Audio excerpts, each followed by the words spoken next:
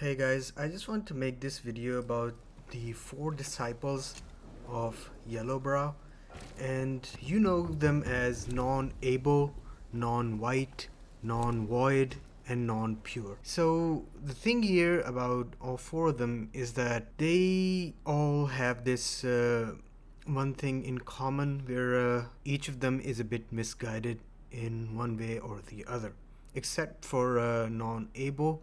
I guess if you read their lore, you'll find out that non-white, he used to be a performer, and he was performing for this traveling troupe which was really popular. The issue he had with them was that even after training under them for such a long time, they didn't give him the role that he wanted, which was that of a hero.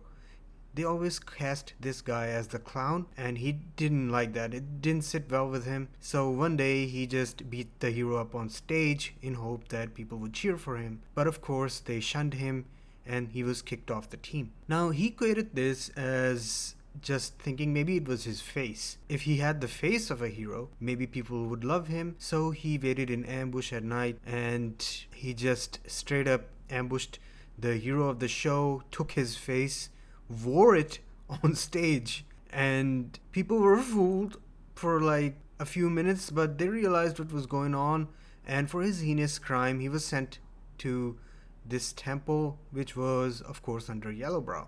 So yellowbrow, when he saw this behavior, he was like, yeah man, you're the guy. And so he assigns him the duty of keeping watch for the destined one and stealing his face. So that becomes his whole destiny, and that's why non-white is the first boss in the series that you encounter once you enter the snowy mountains and start to reach towards yellowbrow's temple. The second one is non-able.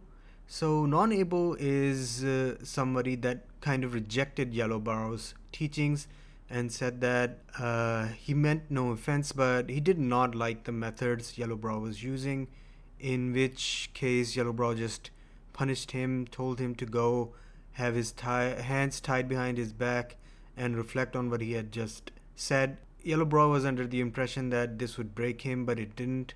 Just kept on to his convictions. In a way, you could say that non-able was the better of the bunch. Next one is of course non-void.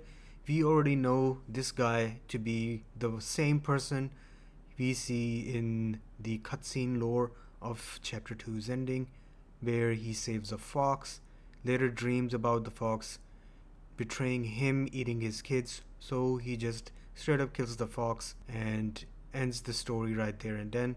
He then later comes to yellowbrow's temple, becomes a monk under him, and of course he too is misguided about what a monk truly is, and his philosophy just kind of shifts towards a monk is not beneath, killing.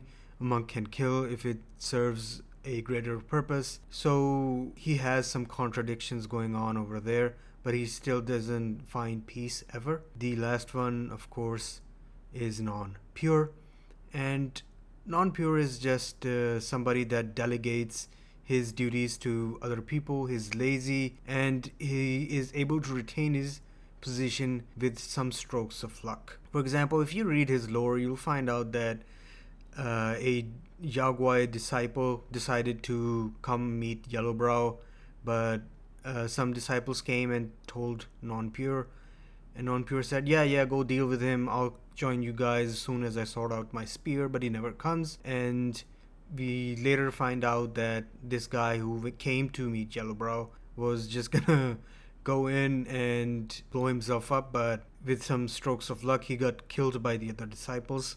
So that's how non-pure was able to retain his position, I guess, through pure luck, but the guy was super lazy. So these are the four disciples that yellowbrow has under him in the temple.